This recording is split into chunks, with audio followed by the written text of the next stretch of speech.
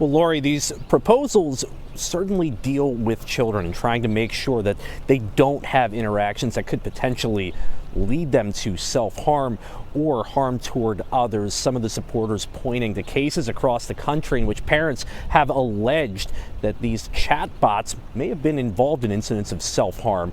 And one expert I talked to said there certainly is room for improvement when it comes to putting some guardrails to ensure that none of these harmful interactions happen.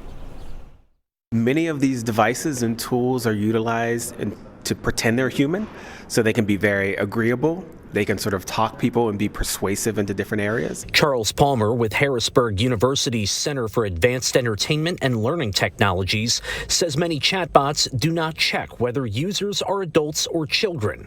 He worries about how vulnerable kids or teens might interact with them.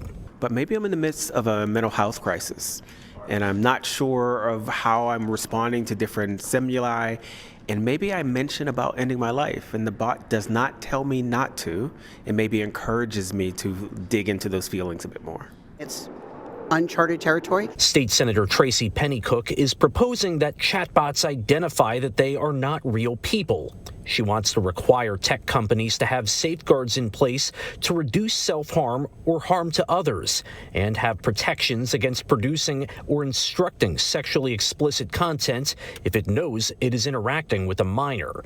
The proposal comes at a time when the federal government is eyeing a framework that could override state laws and regulations on AI. Are you worried that some of this might undo some of the work that this bill seeks? Not at all. Not at all. We have always put Pennsylvania first. I'm not going to wait for the federal government to get on board.